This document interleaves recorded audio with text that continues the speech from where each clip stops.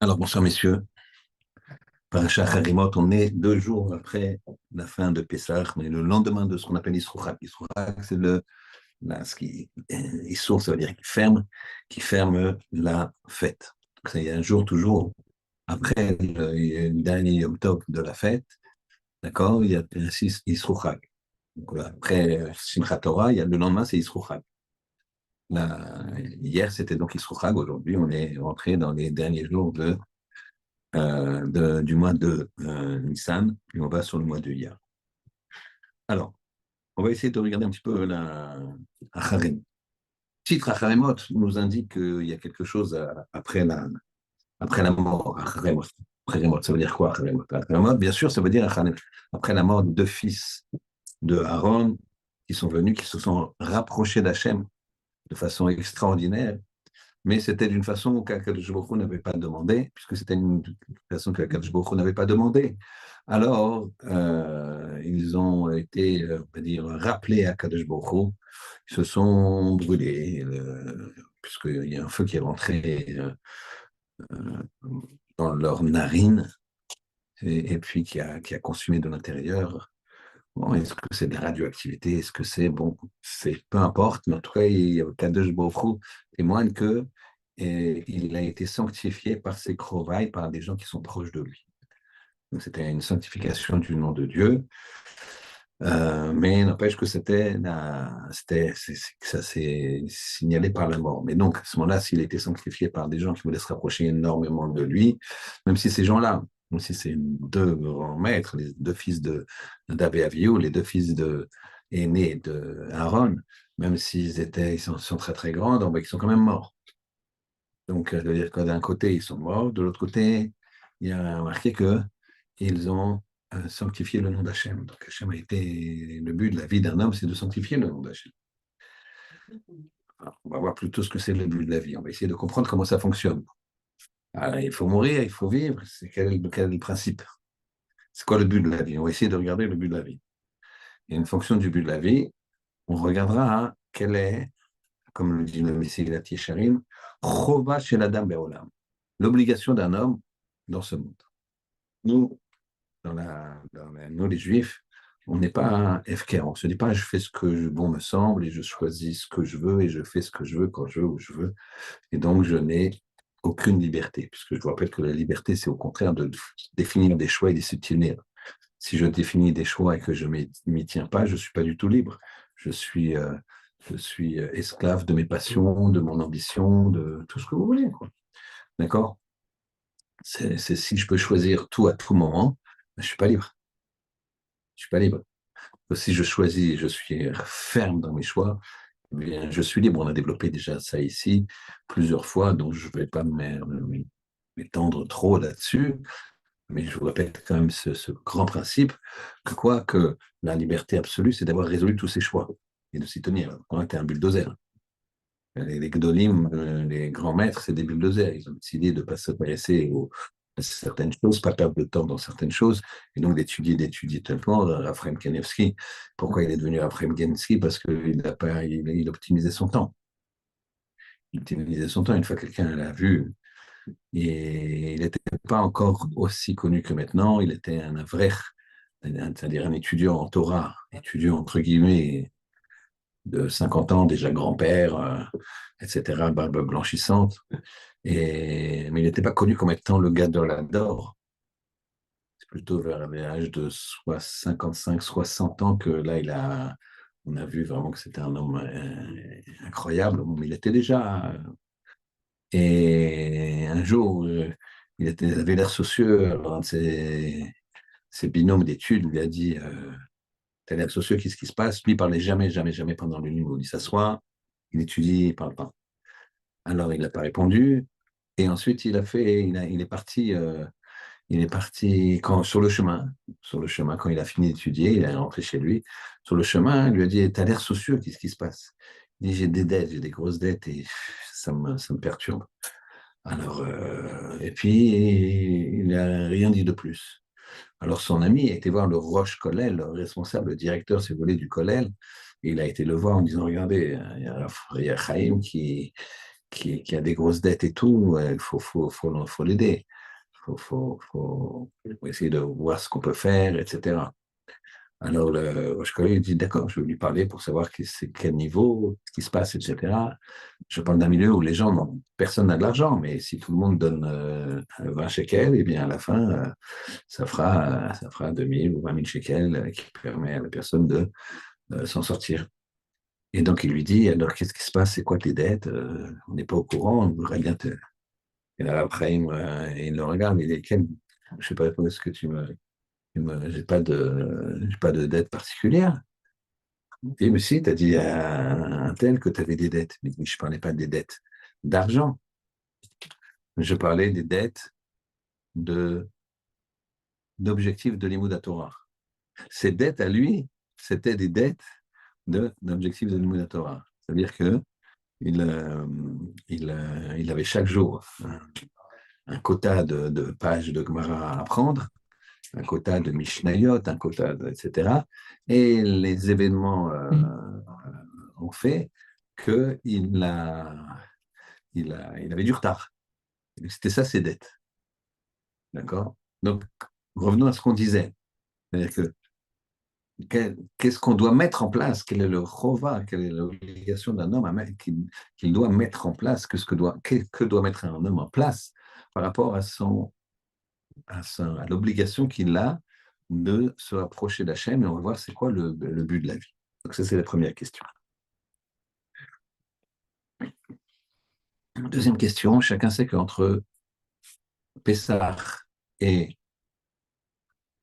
Shavuot, on va compter l'Omer. Il faut savoir que chez les Ashkenazim, on compte également jusqu'au Chag, jusqu'au fête, c'est-à-dire au fait jusqu'à Rosh Hashanah. D'accord? On compte jusqu'à Rosh Hashanah. On compte, excusez-moi, on ne compte pas. On fait le Pirkei Avot jusqu'à Rosh Hashanah. Donc, on compte l'Omer entre Pessah et Shavuot, ça d'accord, on va revenir dessus, mais on fait Pirkei Avot entre Pessah et Shavuot. Communauté Sfarad, juste vous faites entre Pessah et Shavuot, c'est tout. Mais Ashkenazim, on continue. Il y a une logique de continuer. D'accord? Puisque c'est bien de s'améliorer, puisque le Pirkei Avot, c'est s'améliorer, c'est midot, c'est trait de caractère. Un homme, s'il veut savoir où il en est, il faut qu'il regarde un petit peu comment il était l'année dernière, comment il est cette année, comment tu étais, comment tu es devenu, d'accord? Mais dans le bon sens, d'accord? Faut qu'il fasse le bilan et pas d'une année sur l'autre. Normalement, c'est bien de faire une fois par semaine, de regarder sur quoi il a pu travailler, sur son honnêteté, sur sa patience, sur son orgueil, etc. Et ça, c'est le moyen de se rapprocher de la chaîne. Alors, quand on compte l'Homer, il y a des règles. On va essayer de regarder les règles de l'Homer, les règles halachiques de l'Homer, et en faire une projection par rapport à ce qu'on peut appliquer. Alors, je vais m'expliquer. Quand on compte l'Homer, tous les soirs, on doit compter l'Homer. Imaginez qu'aujourd'hui, on soit le 15, d'accord? Aujourd'hui, on soit le 15, et si je dis je suis en train de faire le bracha, à partir de, on va dire plus ou moins 10 heures, on peut faire la bracha et compter l'Homer de façon certaine. Et si quand la personne fait la bracha, et il dit aujourd'hui on est le 14, et il s'est trompé, il dit le 15. Donc il y a deux façons de gérer ce problème. Première façon, il a dit aujourd'hui on est le 14. Et puis comment ça va faire? Arachaman ou Yachazir. Ah, donc il a parlé et il a laissé un laps de temps, entre guillemets, important, en tout cas pas suffisamment court, pour pouvoir se rattraper. Arachaman ou Yachazir, ah mince, on est le 15. Là, il doit refaire la bracha. Par contre, s'il dit aujourd'hui on est le 14, on est le 15. il se rappelle et il se corrige ce qu'on appelle Torqué des Dibourg. Tor, Kédé, Dibourg. Tor à l'intérieur, Kédé de temps de Dibourg parlé. Globalement, Chachamim, ils ont dit, c'est le temps de dire Shalom Alecha Mori, Shalom Alecha Rabbi. Certains disent Shalom Alecha Rabbi ou Mori. C'est un tout petit peu plus long. Vous voyez, c'est très, très court. Pourquoi on emploie ça? Parce que dès que tu vas tomber, tu dois le saluer. Tu ne peux pas regarder comme ça, qui attendent. Tu vas tomber, Shalom Alecha Rabbi ou Mori. D'accord? Et donc, ça s'appelle Torqué Dibourg, ça va très vite. Si on se rattrape Torqué Dibourg, alors à ce moment-là, on ne refait pas la bracha. Si on ne se rattrape pas Torqué Dibourg, il faut refaire la bracha. Je l'explique encore une fois. Ceux qui ne sont pas habitués à ce genre de halachot, on fait une bracha avant de compter l'homer.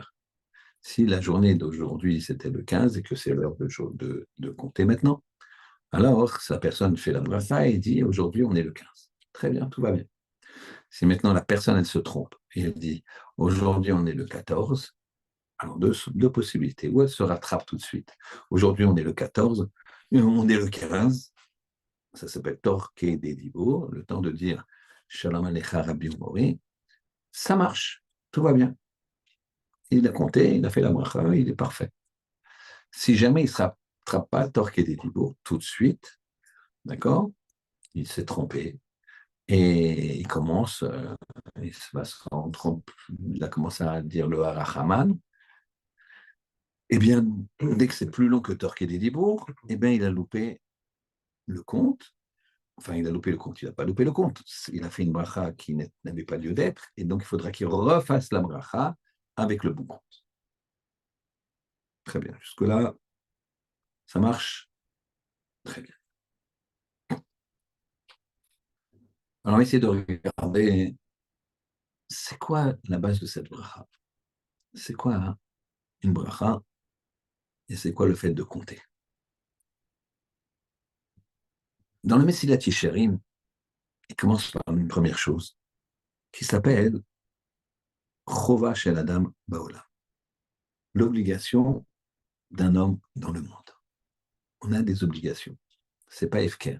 Je peux pas faire ce que je veux, comme on a dit en amont. C'est quoi cette obligation? Alors, la première obligation qu'un homme doit avoir, c'est ce qu'on appelle la zéhirout, de faire attention.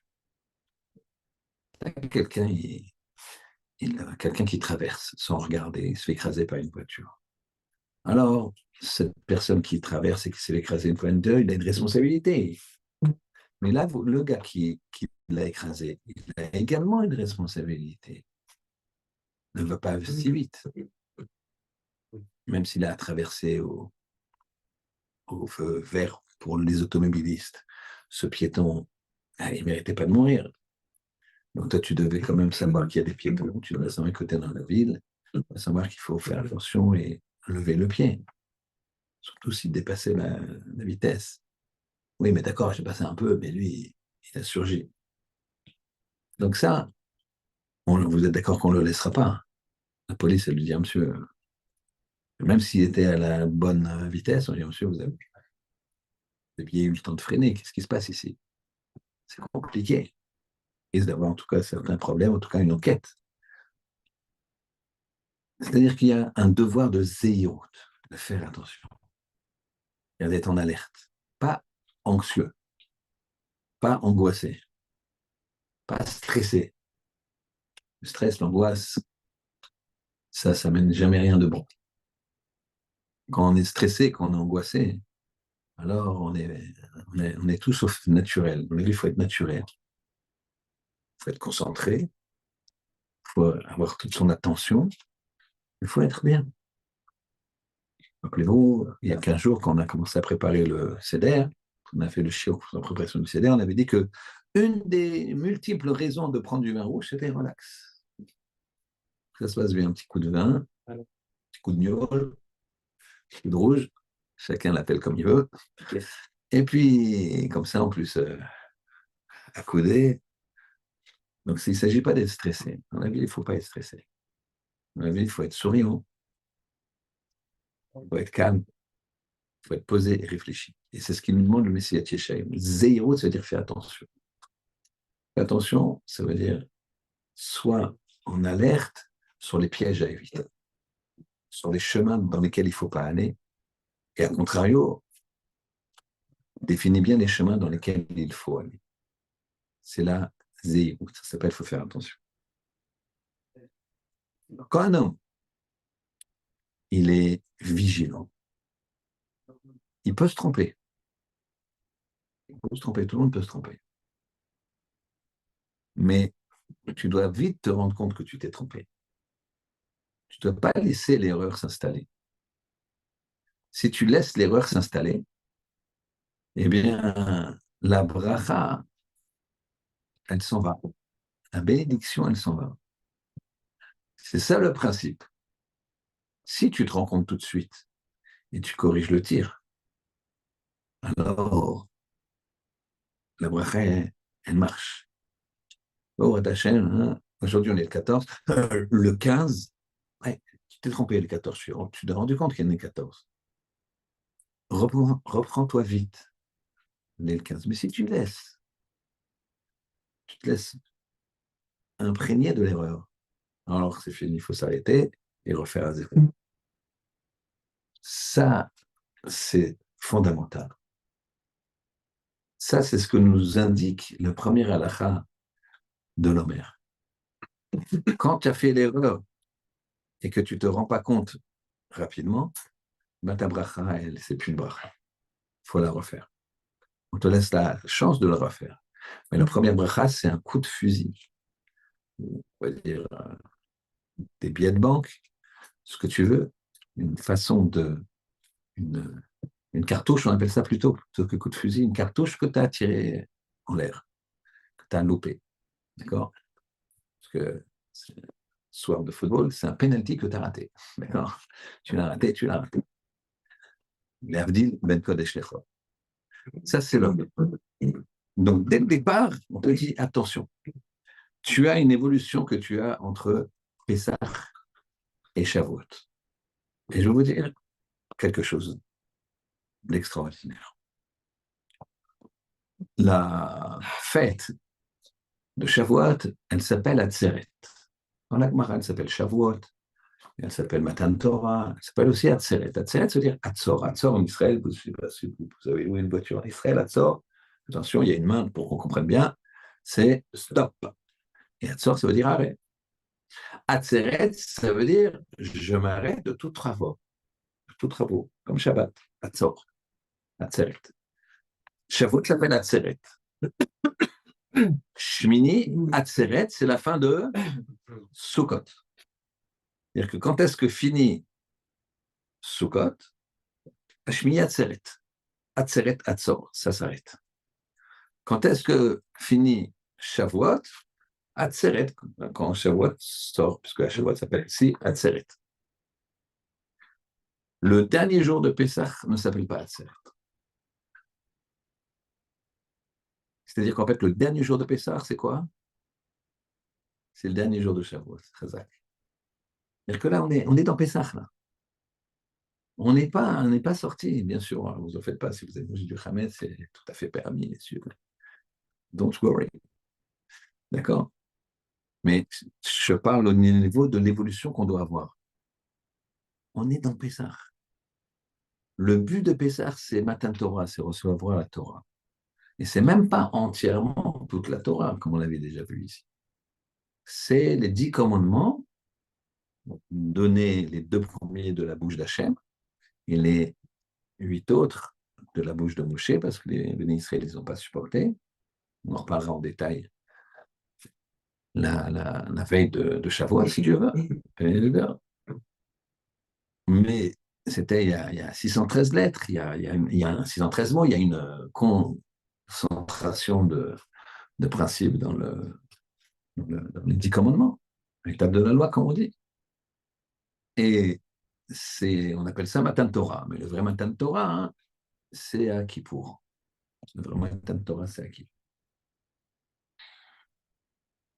On refera le tableau que je vous avais déjà dit après aux alentours de Shavuot.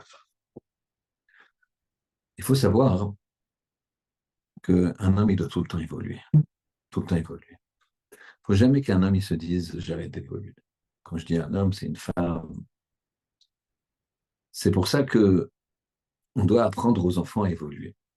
Et comment on apprend aux enfants ou à des élèves ou à des enseignants ou à ne serait-ce qu'à un ami, comment tu veux l'influencer à évoluer pour lui faire aimer les choses.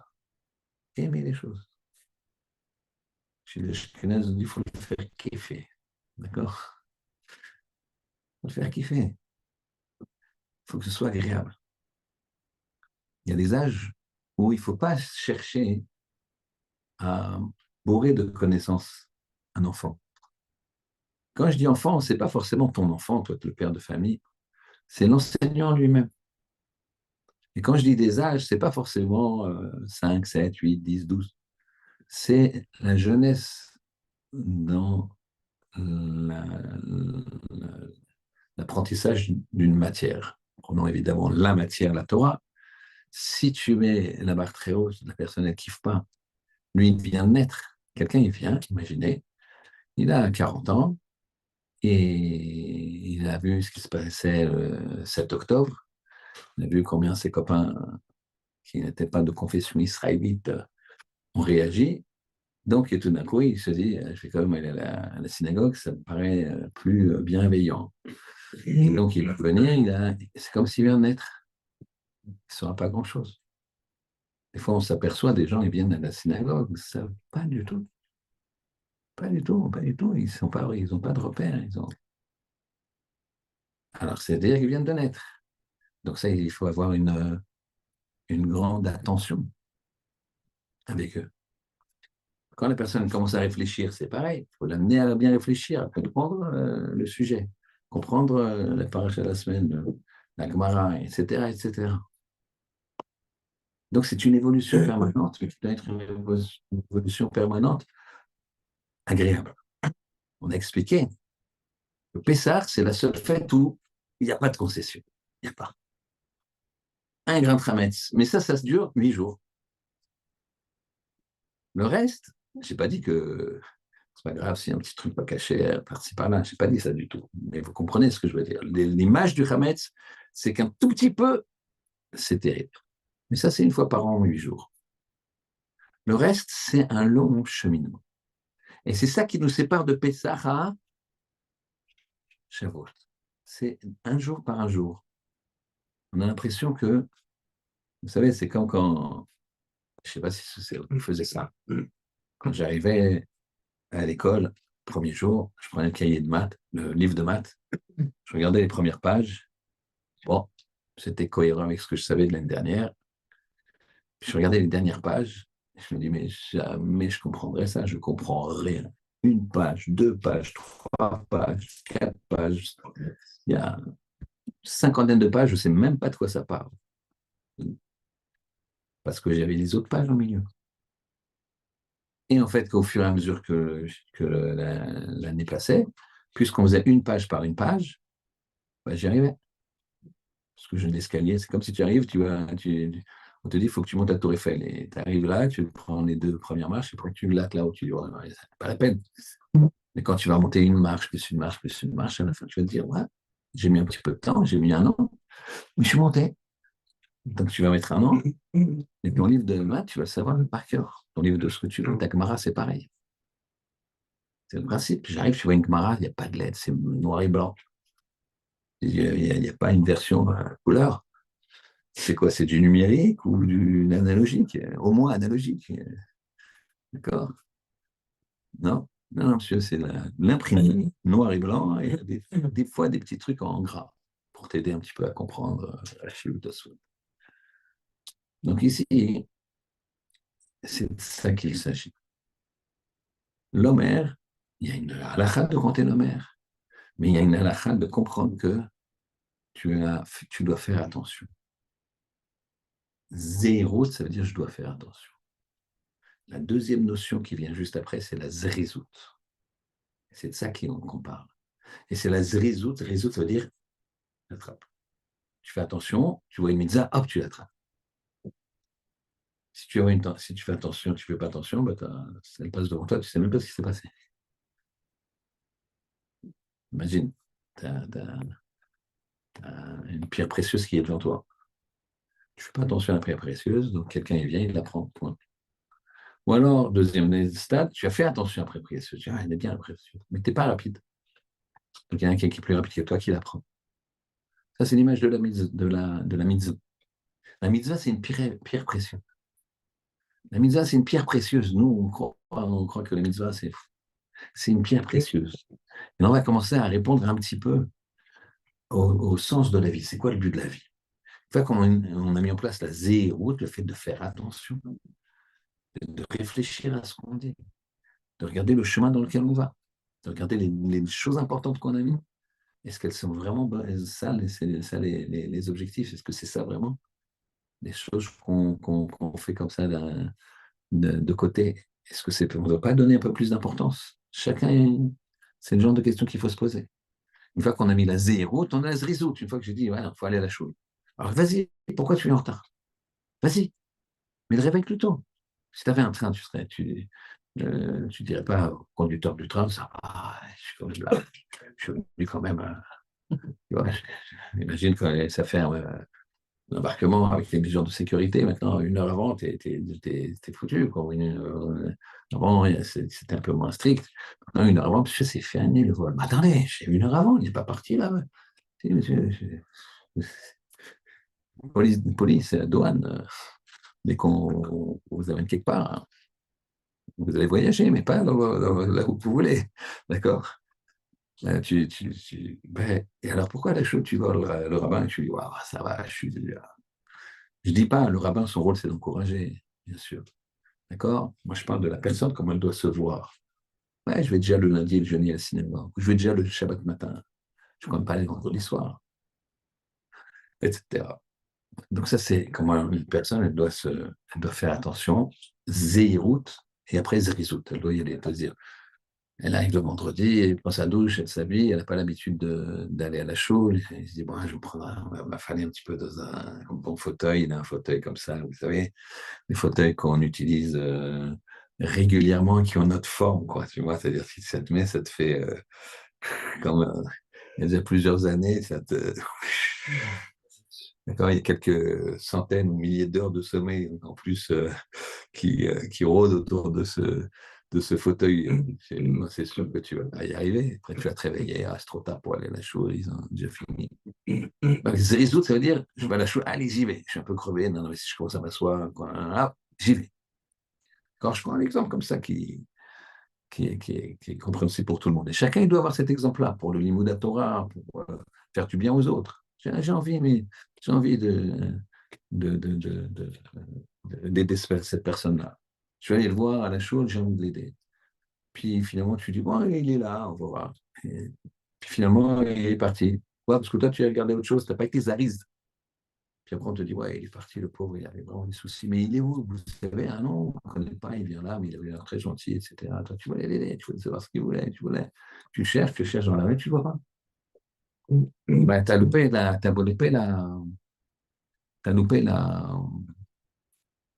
mitzvah. Ça, c'est dommage. Alors, zérout, faire attention. Zrizout, agir vif. Et avant de parler, de rentrer encore plus loin maintenant, donc quel est le but qu'on doit vouloir atteindre? C'est pour ça qu'on a été créé. On va juste rendre hommage à une personne dont c'était la Yortzeit. Elle a le SGR aujourd'hui. Il est il y a 30 ans. Il y a 30 ans. Donc, moi, j'étais à Sélévaïa. Et en fait, il faut savoir que mon grand-père, le père de ma mère, c'était un de ses meilleurs amis. Le père de ma mère qui s'appelait donc Ochner. Et donc, on a je vais raconter deux, trois petites histoires sur lui et une histoire qui me concerne personnellement. C'était un homme qui était indépendant. Quand tu veux bien réagir, hein, tu veux avancer, hein, tu dois pas, tu dois agir et pas réagir. Il faut agir et pas réagir. Réagir, ça veut dire que tu es dépendant de la personne qui vient de te faire quelque chose. Agir, c'est indépendant de ça, tu avances. Vous comprenez la différence? Ouais, absolument. Ça, c'est fondamental. Lui, à un moment, il avait, comme toutes les institutions, à l'époque, il y avait beaucoup moins de Torah et d'hommes de Torah et de gens religieux, on va dire, intéressés en France. C'est un désert total après la guerre. Il avait des gros problèmes d'argent pour la yeshiva, ex-Liban. Et il y a un de ses copains, ex-copains du Kosovo, il est né à Kosovo. Après Kin en 1890, je crois, je ne sais plus. Non, et un peu plus tard, 1900 et quelques. Et il est niftar en 1993. Il n'avait pas 100 ans, il avait 90 ans. Donc il est né en 1905, 1910. Bref, et là-bas, c'était le Cheder, c'était plus religieux. Il y avait beaucoup d'assimilation. Et un de ses copains de classe, mais petite classe, quoi, qui sont perdus de vue quand il avait 11 ans, 12 ans, avec la Première Guerre mondiale, Deuxième Guerre mondiale, la Révolution russe, la crise de 29, là. Et donc, il avait besoin d'argent. Et quelqu'un frappe à sa porte, à Aix-les-Bains. On arrive et il voit un gars rasé comme ça de près, sans kippa, sans rien. Il lui dit, Chaim. Et le gars, il dit, qu'est-ce que c'est? Il dit, c'est Youssef. Youssef, il le reconnaît. Il l'a vu à 12 ans. Genre, il change, et puis il avait eu avec des PO, des trucs, et là, il comprend qu'il a pas mal dévié, quoi. Et tu sais, après la guerre, j'ai très vite prospéré, j'ai fait une grande fortune.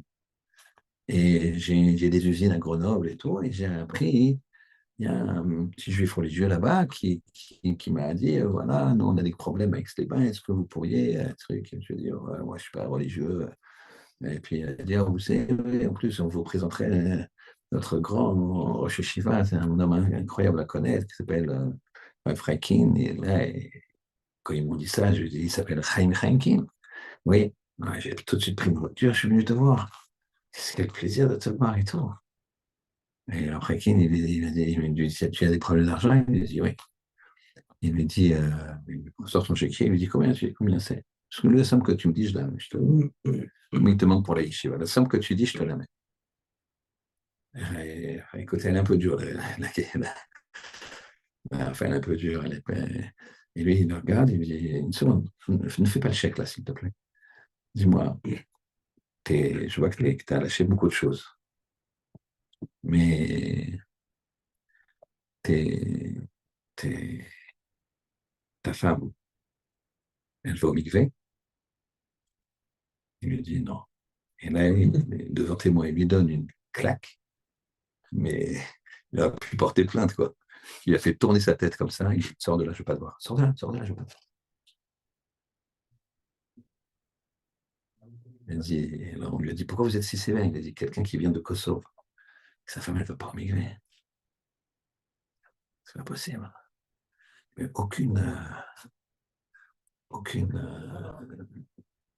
aucun compromis. Un autre, c'était pareil. Sauf que lui, c'était pire. C'était pire. Là, il a eu la claque, il a portonné. Malheureusement, c'est ce qui se passait.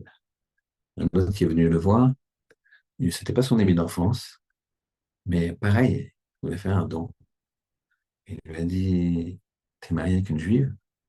Il a dit, je suis pas marié, mais il a claqué la porte. Il a dit, je ne veux pas son argent, je veux un de toi, c'est son argent. Là, il lui a écrit une lettre à cet homme-là, il lui a dit, tu fais la pire des choses de ce que peut faire un homme. Pire des choses, c'est déposer une feuille. Pire des choses. Un homme sans compromis. Et en même temps, un homme plein d'humour et plein de gentillesse. Une fois, il y a un bachour qui, qui a dit au Rav Reikin, Rav, j'aimerais vous demander l'autorisation d'aller nager dans le lac de d'Aix-les-Bains. Il fait chaud, c'est une cuvette là-bas, c'est en été. Je lui dis, pourquoi tu sais nager? Oui. Tu vas dans des endroits dangereux? Non. Alors, pourquoi tu me demandes l'autorisation? Il faut faire attention, hein, il y a des endroits dangereux. Je crois qu'il y a des endroits surveillés, va aux endroits surveillés et tout. Ouais, ouais, je vais aux endroits surveillés. Puis après, il me dit, oui, mais les endroits surveillés, il y a que des hommes. Je dis, non, non, c'est la plage, c'est un endroit où il fait chaud, tout le monde va et tout. Je dis, les femmes, elles vont. Il dit, oui, les femmes, elles vont, mais moi, je suis pas comme ça. Je vais sur le côté, je ferme la moitié des yeux, je fais attention quand même pour pas écraser quelqu'un, mais je cours, et je plonge, et après, quand je reviens, je cours. Et lui, il dit, mais tu vois rien? Et puis, oh, je suis obligé de voir un petit peu, parce que sinon, je marche sur les gens. Mais ça me fait rien. Ça me fait rien du tout. Voilà, il a caressé gentiment sa joue et il lui a dit, écoute, dis-moi, si moi, je fais ce que tu fais, j'ai 80 ans, ça me ferait quelque chose. Alors, si toi, à 19 ans, ça te fait rien, va voir le médecin. C'est dangereux. C'est dangereux si tu regardes une femme comme ça et ça te fait pas quelque chose. À 19 ans, c'est grave. Puisque moi, à 80 ans, je te dis tout de suite, moi, Rafrakin, à 80 ans, si je fais pas attention à mes yeux, ça me perturbe. Et ça va être dur et ça va être doux. Il a,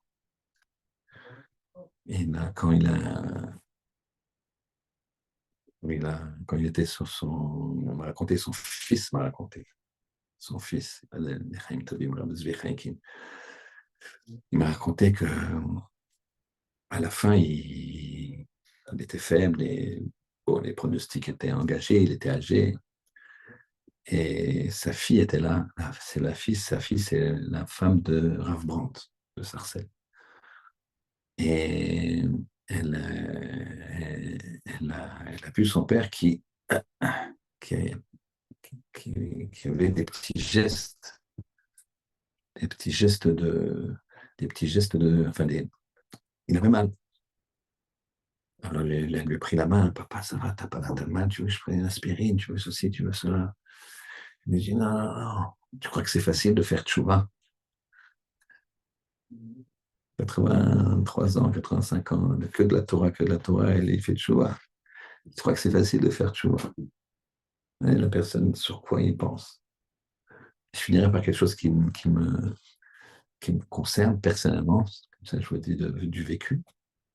C'est que comme c'était l'ami du père de ma mère, alors 2, 3 fois on a été à Aix-les-Bains le voir, sans rendez-vous vraiment. Quand on passait à la montagne là-bas, je n'ai pas l'air comme ça, mais je suis un très bon skieur.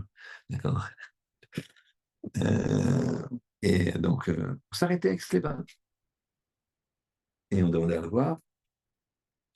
J'ai fait ça 2, 3 fois. Chaque fois, il n'était pas là. Il était parti en Israël, il était. Bon. Et après, il est tombé malade et il était donc à Sarcelles chez sa fille. Et j'ai appris ça et ma mère m'a dit, mais vous l'avez jamais vu, il faudrait que vous le voyiez un jour. Pour s'adresser ça à moi et mon frère Zéchroni Bracha. Et j'ai obtenu le téléphone de Madame Brandt et j'ai appelé. Je lui ai dit, voilà, j'aimerais voir la Frakine. Elle dit, c'était à 2 jours avant Pourim. Et elle a dit, ah non, non, mon père ne reçoit plus personne. Alors, je lui ai dit, écoutez, peut-être, ça lui ferait plaisir de nous voir. Il dit, vous êtes qui? Je dis, c'est non, mais dites-lui que on est les petits-enfants d'Israël Ochner. Si jamais ça lui fait plaisir, on vient. On ne veut pas qu'il se force. S'il est trop fatigué, on ne vient pas. Peut-être ça lui fera plaisir. Elle a posé le téléphone, je reviens tout de suite. Elle est revenue presque quelques secondes plus tard. Elle dit, je ne sais pas qui vous êtes, mais quand je lui ai dit ça, elle m'a dit, je t'en supplie, fais-les venir. C'était son meilleur ami, mon grand-père. Mon grand-père est niftar tout de suite après, niftar après la guerre en 47. Et donc j'ai été avec mes enfants, c'était à 30 ans, j'avais un enfant ou deux à l'époque, et je me rappellerai toute ma vie parce qu'il était très très faible. Mais il nous attendait. On était sur un déambulateur comme ça, parce que donc on est 2, 3 jours avant pourri, mais lui, il est parti, bah là, juste après Pessah, donc c'était un mois. un mois avant sa ptira, un mois avant qu'il parte. Et donc, lui, il avait une longue maladie, donc il était vraiment, on savait que c'était là. Et il attendait comme ça un derech eretz. Il regardait comme ça, parce qu'en fait, il y avait la maison, c'est un plein pied comme ça, avec une verrière. Il y a 50 mètres, 40 mètres, c'est pas très grand, mais un jardin comme ça. Et quand j'ai ouvert la porte, je l'ai vu, il était comme ça, son déambulateur, il regardait comme ça. On nous avait demandé de venir pile à une heure précise, je me rappelle 18h. Il soit à 18h, 18h02, j'étais dehors. D'accord. Et on rentre comme ça, et puis il commence à nous parler. Et il reste avec son déambulateur, et sa fille, elle lui disait, tu veux pas t'asseoir, papa. Non, non, je veux leur parler debout. Je veux qu'ils comprennent ce que c'est la Torah. Et, et il a dit comme ça, je suis fier de voir les enfants et les petits-enfants de mon ami dans la Torah et dans les mitzvot. Je suis fier de ça. Il était ému. Et ce qu'il a fait surtout, et c'est ça qui m'a... Alors il m'a dit que mon grand-père connaissait 300 d'appui de Gemara par cœur à sa bar mitzvah, passage. Donc le challenge était petit peu grand pour... même si on pousse, au lieu de 13 ans, on fait 73 ans, même là, 300 d'appui par cœur, c'est un beau challenge. Et surtout, il a fait ça, il était comme ça, c'était très émouvant. Il a voulu avec mon frère, Zichron on a compris la même chose. Il a voulu nous marquer que le Limud Torah, c'était une vie, quoi, comme c'est un engagement absolu, puisqu'il a levé, je me rappelle du visage de sa fille qui était juste à côté, tremblant de peur qu'il tombe. Il a lâché les. Vous savez, un déambulateur, comment c'est une espèce de. Il s'appuyait comme ça, il était fatigué, quoi. Et il a lâché. Il a levé ses mains et il a dit Yoma Valaila, Yoma Valaila, c'est-à-dire jour et nuit. Et il est retombé comme ça et c'est bien. Bon, Hachem, s'est bien attrapé, mais ça nous a marqué comme ça. C'était un frakim. Ça, c'est quelqu'un qui est indépendant. Il est indépendant, il agit, pas il réagit. Il a mal, il dit pas à sa fille, j'ai mal, c'est la maladie, c'est ceci, c'est cela, c'est la fin. Il dit, c'est dur de faire tchouva. C'est ça qui me fait mal. C'est pas l'autre qui me fait mal. Pas la maladie qui me fait mal. Comme Rabbi Akiba, quand il se fait dépecer, il dit, bah, c'est l'autre qui me fait mal. C'est que moi, je me suis proche d'Hachem. Je ne réagis pas, moi, à ce qu'il dit. J'agis.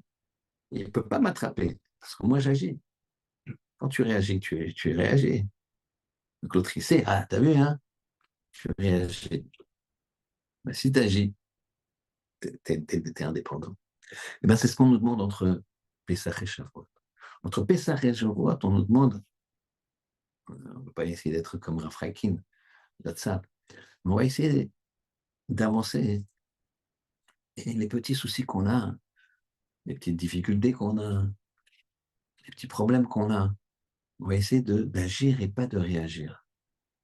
Des fois, les gens, ils sont déprimés parce que ils ont raté un examen, parce qu'ils ont raté un contrat, parce que il y en a qui vont plus loin, ils sont déprimés parce que la France, elle perd la finale de la Coupe du Monde. C'était incroyable. J'ai un voisin, ils étaient là, la finale de la Coupe du Monde, et il y avait une ambiance, un truc, etc. Donc, la France, elle perd. Ils sont tous comme ça. Et moi, j'étais sur le palier, j'ouvre la porte, et je les vois partir comme ça, tristes. Et je lui dis, mais vous êtes entre copains, quoi, c'est bien, faites. Et bien non, on voulait faire la fête tous ensemble, et tous les copains, mais on a perdu, on n'a pas le cœur. Mais je dis, avec je ne suis pas arrivé à comprendre. C'est pas possible, t'es avec tes copains, vas-y, ça y est, bon, tu je parle pas de gens qui sont des fans de foot. Donc c'est quelqu'un qui a réagi au lieu d'agir. Bon, c'est rien, c'est mignon. Mais souvent dans la vie, on est comme ça. On va réagir à quelque chose sur lequel on aurait dû agir, voir quelque chose qui n'aurait pas dû nous toucher. Eh bien, l'homme, c'est ça. Je compte les jours, je dois réagir, je dois agir, pardon, ne pas réagir, je dois agir à un événement qu'il soit positif ou négatif, rapidement, agir. C'est-à-dire, si je fais la bracha de l'Omer, je me trompe, on est le 15, je dis, on est le 14. Voilà. Je dois agir tout de suite. On est le 15. Et la bracha, elle marche. Ici, le symbole de la bracha, c'est la bracha.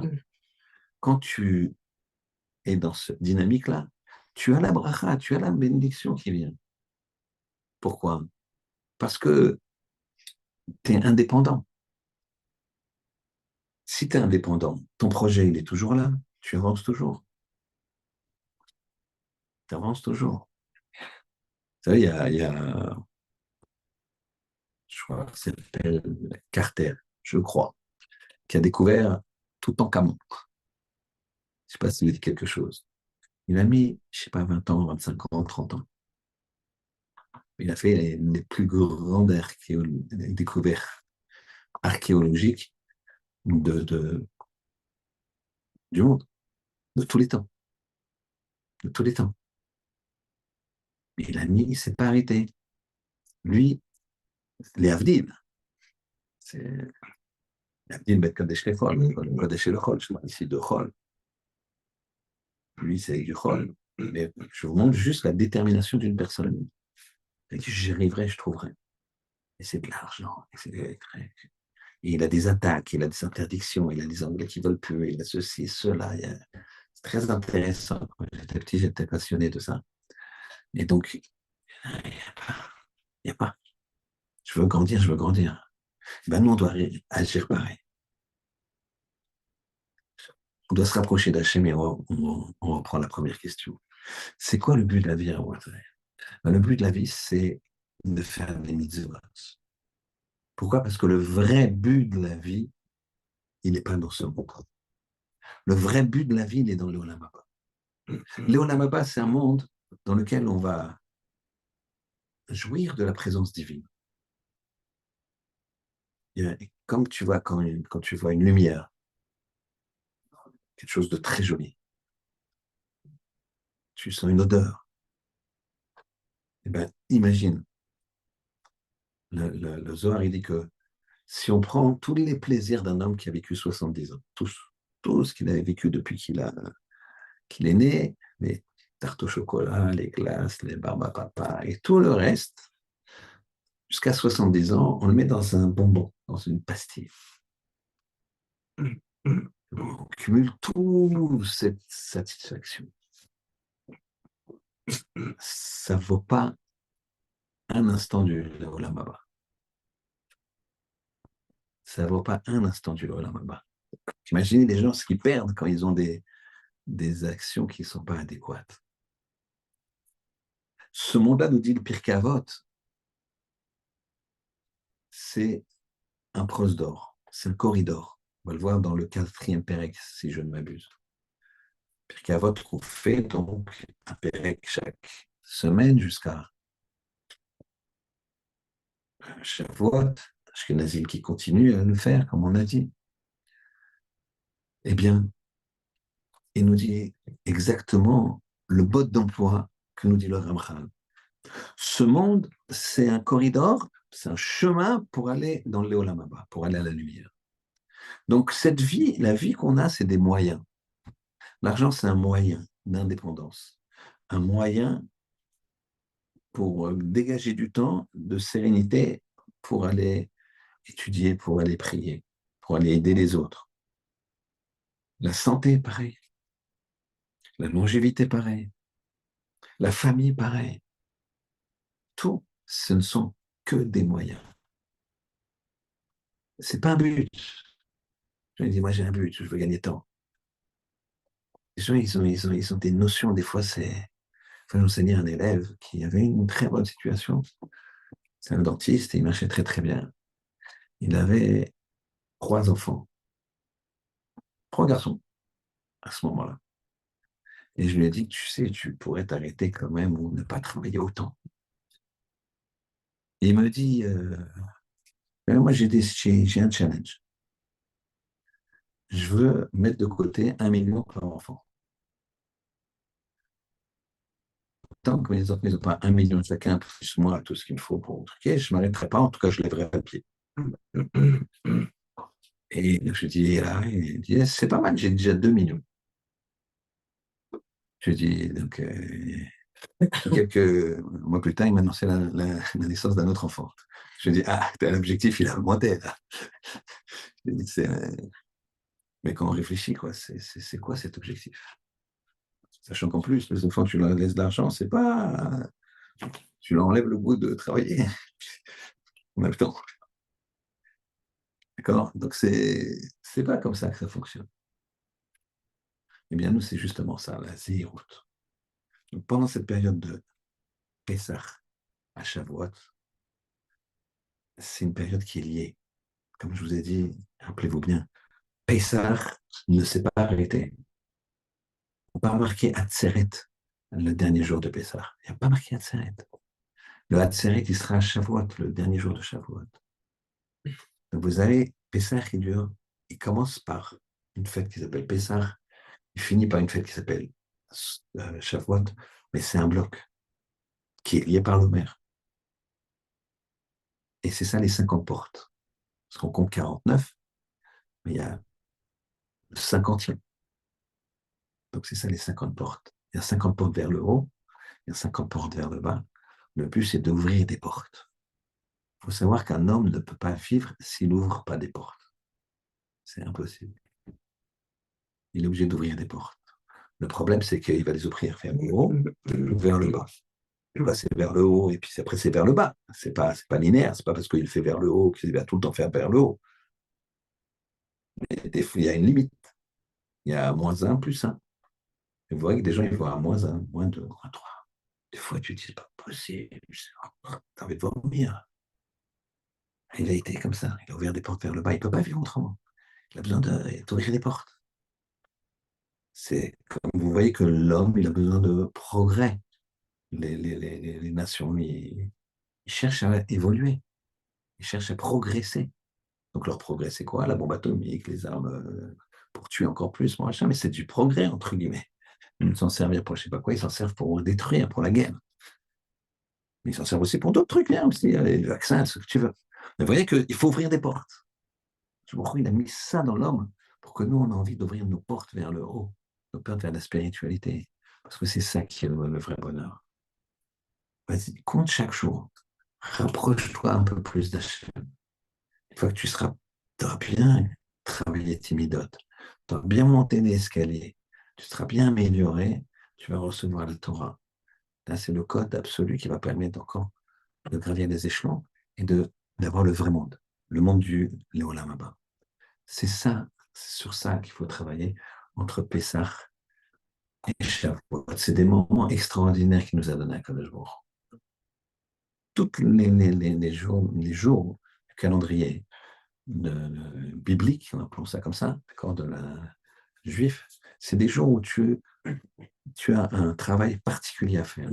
Il y a des jours où tu as des vitamines, des jours où tu es poussé plus, des jours où tu vas sentir que tu as des facultés.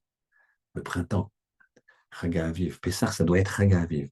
Vous savez, quand il y a 2 mois, comme ça, de Hadar, pourquoi? C'est pour que Pessah soit toujours Chag Aviv, soit toujours la fête du printemps. C'est marqué dans la Torah, fête du printemps. Donc, c'est pour ça que, sachant que le mois lunaire, il fait 29 jours, 29 et demi exactement, Chachamim, ils ont décidé qu'il y aurait un mois qui fait 29, un mois qui fait 30. Des fois, c'est 2 fois qui font 29, et après, c'est un ou deux qui fait 30. Donc, le mois juif, il fait ou 29 ou 30. D'accord? Maintenant, donc, si vous faites 30 fois 12, d'accord? 30 fois 12, on est à 360. D'accord?